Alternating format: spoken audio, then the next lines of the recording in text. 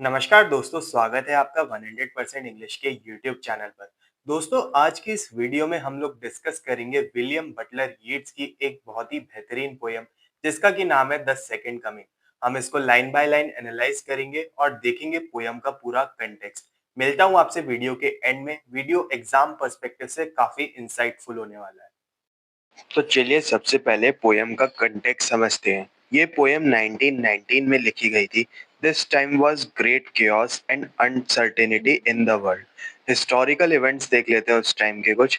The first world war अभी अभी खत्म हुई थी, जिसने यूरोप को पूरी तरीके से बदल दिया था। रशिया में 1917 का रिवॉल्यूशन हो चुका था और यीट्स के अपने देश आयरलैंड में भी वॉर ऑफ इंडिपेंडेंस चल रही थी। इन सभी घटनाओं ने एक डर और इंस्टेबिलिटी का माहौल बना दिया था। पर्सनल क्राइसिस यीट्स के इसके साथ ही 1918 से 1919 में स्पेनिश फ्लू पेंडेमिक फैला हुआ था। इस दौरान यीट्स की प्रेग्नेंट वाइफ जॉर्जी भी वायरस से बीमार हो गई थी और उनकी हालत बहुत नाजुक थी। This personal terror added the global chaos। Yeats mystical philosophy. इन सब चीजों को समझने के लिए यीट्स ने अपनी एक पर्सनल फिलॉसफी बनाई थी, जिसे उनकी बुक अ विजन में डिटेल में देखा जा सकता है। इसका सेंट्रल कॉन्सेप्ट है जायर्स। यीट्स का मानना था कि हिस्ट्री सीधी लाइन में नहीं चलती बल्कि 2000 साल के साइकिल्स में चलती है, जैसे दो इंटरलॉकिंग कोन्स या स्पाइरल्स। जब एक साइकिल अपने पीक पर पहुंचकर खत्म होता है तो दूसरा उसका अस्तित्व के विपरीत शुरू हो जाता है। यीट्स के हिसाब से उनके टाइम में क्रिश्चियन सिविलाइजेशन का 2000 साल का साइकिल खत्म हो रहा था और एक नए अपोजिट युग की शुरुआत होने वाली थी। चलिए पोयम को लाइन बाय लाइन एनालाइज करते हैं। पहला स्टैंजा वर्ल्ड की क्योटिक कंडीशन को डिस्क्राइब करता है। Turning in the widening gyre, the falcon can not hear the falconer. यहाँ वाइडनिंग जायर उस हिस्टोरिकल साइकिल को रिप्रेजेंट करता है जो कंट्रोल से बाहर हो रहा है। फैल्कन और फैल्कनर का इमेज पावरफुल सिंबल है। जैसे एक फैल्कन यानी कि बाज अपने मास्टर फैल्कनर से इतना दूर जाता जा रहा है कि उसे मास्टर की आवाज सुनाई नहीं दे रही, वैसे ही इंसानियत, जिसको कि फैल्कन से रिप्रेजेंट किया गया है, अपने क्रिएटर यानी कि गॉड या मॉरल ऑर्डर से डिस्कनेक्ट हो गई है। Things fall apart, the centre can not hold, mayor anarchy is लूज्ड upon the world. ये इस पोयम की सबसे फेमस लाइंस है। द सेंटर का मतलब है सोसाइटी के वो इंस्टीट्यूशंस जो स्टेबिलिटी लाते हैं, जैसे गवर्नमेंट, लॉ और कल्चर। जब ये सेंटर कमजोर हो जाता है तो चीजें बिखर जाती हैं। मेयर एनार्की का मतलब है प्योर एब्सोल्यूट chaos जो पूरी दुनिया पर हावी हो गया है। The blood dim tide is loose and everywhere, the ceremony of innocence is drowned. यहाँ वॉयलेंस को एक ब्लड डिम टाइड यानी खून से भरी लहर के रूप में दिखाया गया है जो सब कुछ डुबा रही है। ये वर्ल्ड वॉर वन और रिवॉल्यूशंस की ब्रूटल वॉयलेंस को दर्शाता है। इस लहर में द सेरेमनी ऑफ इनोसेंस यानी मासूमियत, परंपराएं और मॉरल वैल्यूज डूब गई हैं। The best lack all conviction while the worst all full of passionate intensity. ये लाइंस उस दौर के मॉरल क्राइसिस को बताती हैं। द बेस्ट यानी कि अच्छे समझदार लोग, उनमें कोई कन्विक्शन या विश्वास नहीं बचा है और वो चुप हैं, जबकि वर्स्ट यानी कि बुरे लोग, फेनेटिकल लोग हैं, पूरे जोश और जुनून से भरे हुए हैं अपने काम के प्रति। सेकंड स्टैंजा में पोयम का फोकस प्रेजेंट से फ्यूचर की डरावनी प्रोफेसी पर शिफ्ट होता है। Surely some revelation is at hand, surely the second coming is at hand, the second coming. Speaker को लगता है कि क्रिश्चियन प्रोफेसी के अनुसार सेकंड कमिंग यानी क्राइस्ट का पुनर्जन्म होने वाला है।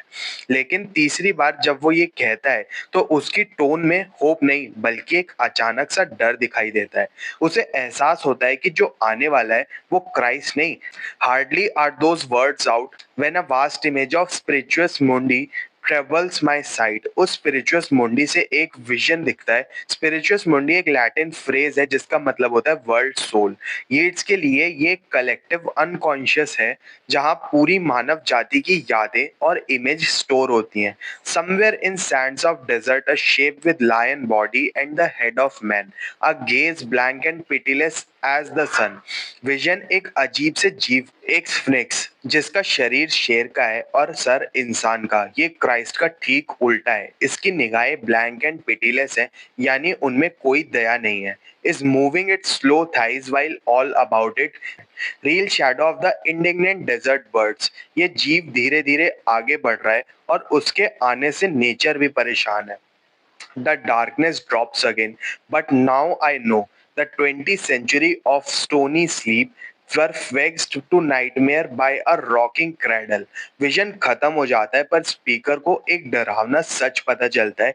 20 centuries of stony sleep Christian era के 2000 साल को रेफर करता है, जब ये बीस्ट सो रहा था और उसे अ रॉकिंग क्रैडल ने नींद से जगाकर एक नाइटमेयर में बदल दिया।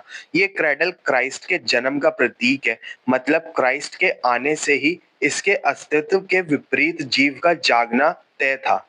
And what rough beast its hour come round at last slouches towards Bethlehem to be born। Poem एक रेटोरिकल क्वेश्चन के साथ खत्म होती है। ये रफ बीस्ट एट बेथलम की तरफ जा रहा है, वही जगह जहां क्राइस्ट का जन्म हुआ था।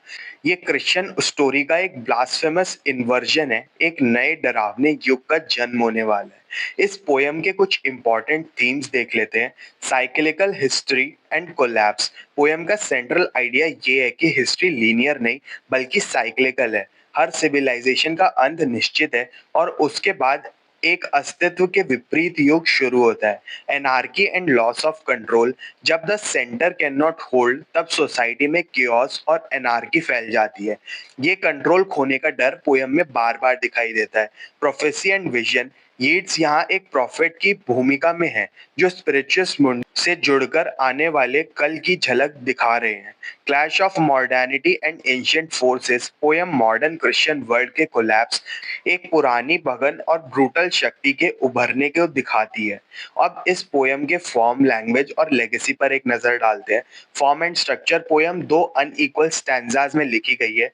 पहला स्टैंजा 8 लाइन का है, जो एक टूटे हुए सोनेट जैसा लगता है और ये क्योस को दर्शाता है। दूसरा स्टैंजा 14 लाइन का है, एक कंप्लीट सोनेट है जो इस नए डरावने ऑर्डर की कंप्लीटनेस को सिंबलाइज करता है। Meter and language. Poem loose iambic pentameter में लिखी गई है, जिसे ब्लैंक वर्स कहते हैं। इसका इर्रेगुलर रिदम भी ऑर्डर के टूटने को रिफ्लेक्ट करता है।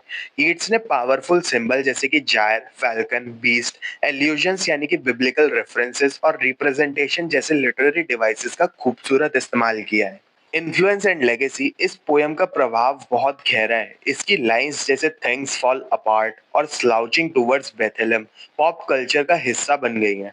Famous Nigerian novelist Chinua Achebe ने अपने नॉवल का टाइटल थिंग्स फॉल अपार्ट रखा। तो दोस्तों, द सेकंड कमिंग सिर्फ एक पोयम नहीं बल्कि एक टाइमलेस प्रोफेसी है।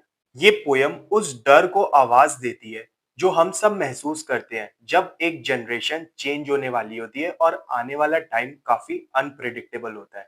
उम्मीद है आपको पोयम पूरी अच्छी तरीके से समझ आ गई होगी और आपके पास अब होंगे बहुत सारे पॉइंट्स अपने एग्जाम में लिख कर आने के लिए। सब्सक्राइब कर ले 100% इंग्लिश चैनल को और ऐसे इंसाइटफुल वीडियोस और लिटरेरी एनालिसिस के लिए। मिलता हूं फिर आपसे अपने अगले वीडियो में। तब तक के लिए happy studying and best of luck for your upcoming examinations.